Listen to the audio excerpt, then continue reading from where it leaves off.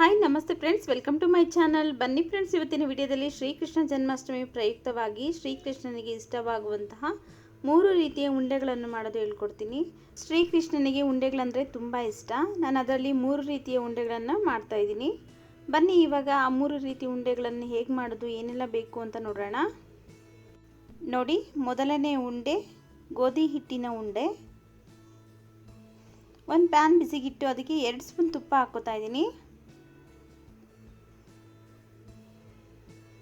ತುಪ್ಪ ಬಿಸಿ ಆದಮೇಲೆ ಒಂದು 7 ರಿಂದ 8 ಒಣ ದ್ರಾಕ್ಷಿ, ಹಾಗೆಯೇ ಒಂದು 7 ರಿಂದ 8 ಗೋಡಂಬಿ ಹಾಕಿ ಫ್ರೈ ಮಾಡ್ಕೊತಾ ಇದ್ದೀನಿ. ನೋಡಿ, ದ್ರಾಕ್ಷಿ ಮತ್ತು ಗೋಡಂಬಿ ಫ್ರೈ ಮಾಡ್ಕೊಂಡಾಗಿದೆ. ಈ ದ್ರಾಕ್ಷಿ ಗೋಡಂಬಿನ ತೆಗೆದು ಒಂದು ಪ್ಲೇಟ್ಗೆ ಹಾಕೋತಾ ಇದ್ದೀನಿ.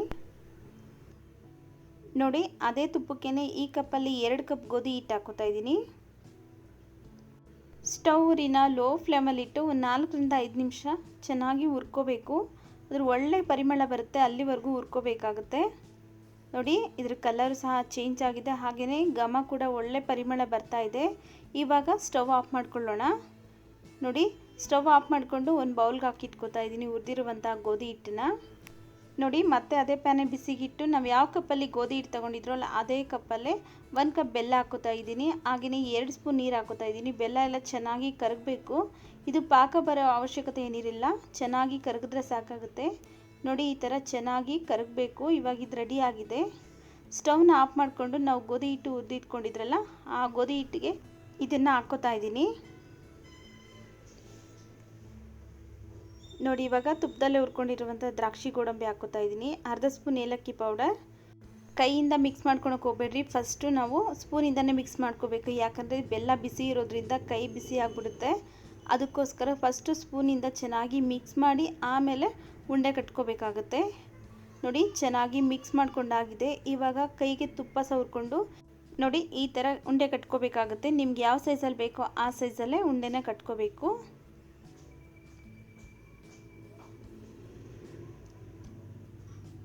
ನೋಡಿ, ಈ ಥರ ಎಲ್ಲವನ್ನು ಉಂಡೆಗಳಾಗಿ ಕಟ್ಕೊಳ್ಳೋಣ.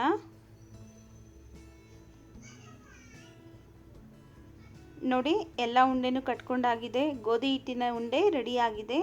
ನಂತರ ನಾವು ಎಳ್ಳು ಮತ್ತು ಕಡಲೆ ಬೀಜದ ಉಂಡೆ ಮಾಡ್ಕೊಳ್ಳೋಣ. ನೋಡಿ, ಒಂದು ಪ್ಯಾನ್ ಬಿಸಿಗಿಟ್ಟು ಅದಕ್ಕೆ ನಾನು ಈ ಕಪ್ಪಲ್ಲಿ 1 ಕಪ್ಪು ಬಿಳಿ ಎಳ್ಳು ಹಾಕ್ಕೋತಾ ಇದ್ದೀನಿ. ಮೀಡಿಯಮ್ ಫ್ಲೇಮಲ್ಲಿ ಇಟ್ಟು ಚೆನ್ನಾಗಿ ಹುರ್ಕೋಬೇಕು.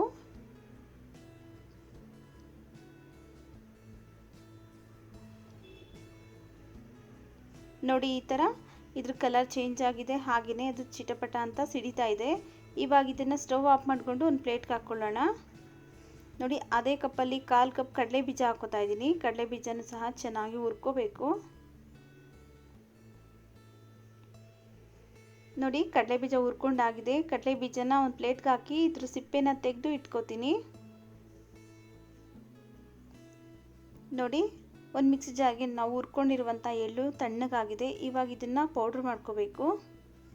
ನೋಡಿ, ತುಂಬ ಎಲ್ಲ ಪೌಡ್ರ್ ಮಾಡ್ಕೊಳೋದು ಬೇಡ, ತರಿಯಾಗಿ ಪೌಡ್ರ್ ಮಾಡ್ಕೊಂಡ್ರೆ ಸಾಕಾಗುತ್ತೆ. ನೋಡಿ, ಈ ಥರ ಪೌಡ್ರ್ ಮಾಡ್ಕೊಂಡ್ರೆ ಸಾಕಾಗುತ್ತೆ. ನೋಡಿ, ಇವಾಗ ಪ್ಯಾನ್ ಬಿಸಿಗಿಟ್ಟು ನಾವು ಯಾವ ಕಪ್ಪಲ್ಲಿ ಎಳ್ಳು ತೊಗೊಂಡಿದ್ರಲ್ಲ ಅದೇ ಕಪ್ಪಲ್ಲಿ 3/4 ಕಪ್ ಬೆಲ್ಲ ಹಾಕ್ಕೋತಾ ಇದ್ದೀನಿ. ಒಂದು 2 ಸ್ಪೂನ್ ನೀರು ಹಾಕ್ಕೊಂಡಿದ್ದೀನಿ. ಬೆಲ್ಲ ಎಲ್ಲ ಚೆನ್ನಾಗಿ ಕರಗಿ ಪಾಕ ರೆಡಿ ಆಗಬೇಕು. ನೋಡಿ, ಬೆಲ್ಲ ಎಲ್ಲ ಚೆನ್ನಾಗಿ ಕರಗಿದೆ. ನೋಡಿ, ಪಾಕ ಬಂದಿದೆಯಲ್ಲ ಅಂತ ತೋರಿಸ್ತೀನಿ. ನೋಡಿ, ನೀರಿಗೆ ಹಾಕಿದ್ರೆ ಪಾಕ ಈ ಥರ ಉಂಡೆ ಕಟ್ಟೋದಕ್ಕೆ ಬರಬೇಕು. ನೋಡಿ, ಇವಾಗ ಪಾಕ ರೆಡಿ ಆಗಿದೆ. ಇವಾಗ ಸ್ಟವ್ ಆಫ್ ಮಾಡಿಕೊಂಡು ಪಾಕನ ಕೆಳಗಡೆ ಇಟ್ಕೊಂಡಿದ್ದೀನಿ. ಇವಾಗ ನಾವು ಪೌಡ್ರ್ ಮಾಡ್ಕೊಂಡಿರುವಂಥ ಎಳ್ಳು ಹಾಕ್ಕೋತಾ ಇದ್ದೀನಿ. ಹಾಗೆಯೇ ಸಿಪ್ಪೆ ತೆಗೆದಿರುವಂಥ ಕಡಲೆ ಬೀಜ, ಅರ್ಧ ಸ್ಪೂನ್ ಏಲಕ್ಕಿ ಪೌಡರ್, ಇವಿಷ್ಟನ್ನು ಒಂದ್ಸರಿ ಚೆನ್ನಾಗಿ ಮಿಕ್ಸ್ ಮಾಡ್ಕೊಂಬಿಡೋಣ. ಪಾಕ ಬಿಸಿ ಇರಬೇಕಾದ್ರೇ ಚೆನ್ನಾಗಿ ಮಿಕ್ಸ್ ಮಾಡ್ಕೊಂಬಿಡಬೇಕು.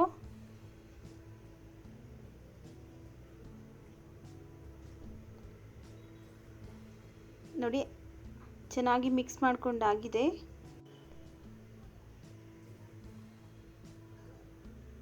ಇವಾಗ ಕೈಗೆ ತುಪ್ಪ ಸವರ್ಕೊಂಡು ಸಣ್ಣ ಸಣ್ಣದಾಗಿ ಉಂಡೆ ಕಟ್ಕೋಬೋದು. ನಿಮ್ಗೆ ಯಾವ ಸೈಜಲ್ಲಿ ಬೇಕೋ ಆ ಸೈಜಲ್ಲಿ ಉಂಡೆಗಳನ್ನ ಕಟ್ಕೊಳ್ಳಿ.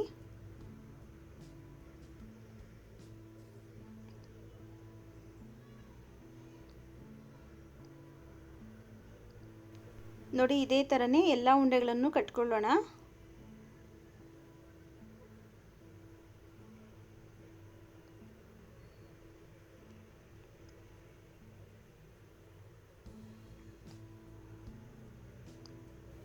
ನೋಡಿ ಇವಾಗ ಎಳ್ಳು ಮತ್ತು ಕಡಲೆ ಬೀಜದ ಉಂಡೆ ರೆಡಿಯಾಗಿದೆ. ಮುಂದಿನ ಉಂಡೆ ಅವಲಕ್ಕಿ ಉಂಡೆ ಮಾಡ್ಕೊಳ್ಳೋಣ. ನೋಡಿ ಒಂದು ಪ್ಯಾನ್ ಬಿಸಿಗಿಟ್ಟು ಈ ಕಪ್ಪಲ್ಲಿ 1 ಕಪ್ ಗಟ್ಟಿ ಅವಲಕ್ಕಿ ಹಾಕೋತಾ ಇದ್ದೀನಿ. ಮೀಡಿಯಮ್ ಫ್ಲೇಮಲ್ಲಿಟ್ಟು ಚೆನ್ನಾಗಿ ಗರಿ ಗರಿ ಆಗೋ ಥರ ಹುರ್ಕೋಬೇಕಾಗುತ್ತೆ.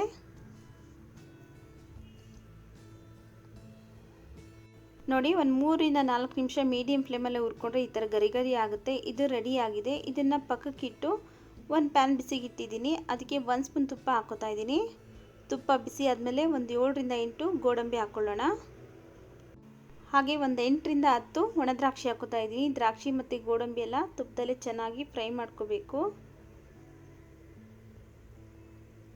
ನೋಡಿ ಫ್ರೈ ಮಾಡ್ಕೊಂಡಾಗಿದೆ. ಇದನ್ನು ಪಕ್ಕಕ್ಕೆ ಇಟ್ಕೊಳ್ಳೋಣ.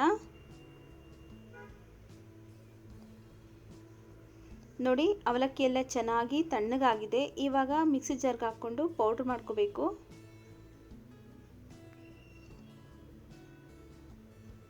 ನೋಡಿ ಈ ಥರ ತರಿ ತರಿಯಾಗಿ ಪೌಡ್ರ್ ಮಾಡ್ಕೋಬೇಕಾಗುತ್ತೆ. ತುಂಬ ನುಣ್ಣಗೆಲ್ಲ ಪೌಡ್ರ್ ಮಾಡೋದು ಬೇಕಾಗಿಲ್ಲ.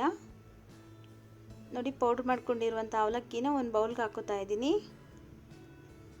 ಇವಾಗ ಇದಕ್ಕೆ ಅದೇ ಕಪ್ಪಲ್ಲಿ ಅರ್ಧ ಕಪ್ ಒಣಕೊಬ್ಬರಿ ತುರಿನ ಮಿಕ್ಸಿಲಿ ಹಾಕಿ ಒಂದು ರೌಂಡ್ ತಿರುಗಿಸಿ ಹಾಕೋತಾ ಇದ್ದೀನಿ. ಹಾಗೆಯೇ ತುಪ್ಪದಲ್ಲೇ ಹುರ್ಕೊಂಡಿರುವಂಥ ದ್ರಾಕ್ಷಿ ಗೋಡಂಬಿ, ಅರ್ಧ ಸ್ಪೂನ್ ಏಲಕ್ಕಿ ಪೌಡರ್, ಇವಿಷ್ಟನ್ನು ಒಂದ್ಸರಿ ಚೆನ್ನಾಗಿ ಮಿಕ್ಸ್ ಮಾಡ್ಕೊಳ್ಳೋಣ.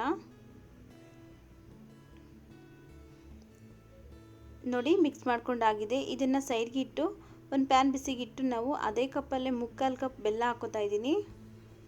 2 ಸ್ಪೂನ್ ನೀರು ಹಾಕೋತಾ ಇದ್ದೀನಿ. ಬೆಲ್ಲ ಎಲ್ಲ ಚೆನ್ನಾಗಿ ಕರಗಿಸ್ಬೇಕಾಗುತ್ತೆ. ಇದಕ್ಕೆ ಪಾಕ ಮಾಡೋ ಅವಶ್ಯಕತೆ ಏನಿರೋದಿಲ್ಲ. ಜಸ್ಟ್ ಬೆಲ್ಲ ಕರಗಿದ್ರೆ ಸಾಕಾಗುತ್ತೆ.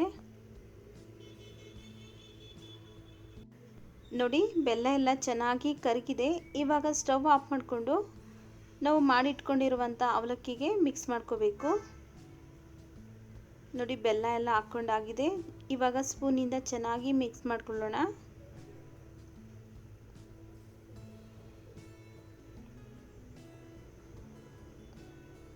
ನೋಡಿ ಒಂದು ಸ್ವಲ್ಪ ತೆಳು ಅನಿಸುತ್ತೆ ನಿಮಗೆ ನೋಡಬೇಕಾದ್ರೆ. ಅವಲಕ್ಕಿ ಆಗಿರೋದ್ರಿಂದ ಅದನ್ನು ಅಬ್ಸರ್ವ್ ಮಾಡ್ಕೊಂಡ್ಬಿಡುತ್ತೆ ಪಾಕನೆಲ್ಲ. ಸೊ ಗಟ್ಟಿ ಆಗಿಬಿಡುತ್ತೆ ನಾವು ಉಂಡೆ ಕಟ್ಟಬೇಕಾದ್ರೇ. ನೋಡಿ ಗಟ್ಟಿ ಆಗ್ತಾ ಬಂದಿದೆ. ನೋಡಿ ಈ ಥರ ನಿಮ್ಗೆ ಯಾವ ಸೈಜಲ್ಲಿ ಬೇಕೋ ಆ ಸೈಜಲ್ಲಿ ಉಂಡೆಗಳನ್ನ ಕಟ್ಕೋಬೋದು. ನೋಡಿ ಇದೇ ಥರನೇ ಎಲ್ಲವನ್ನು ಉಂಡೆ ಮಾಡ್ಕೊಳ್ಳೋಣ.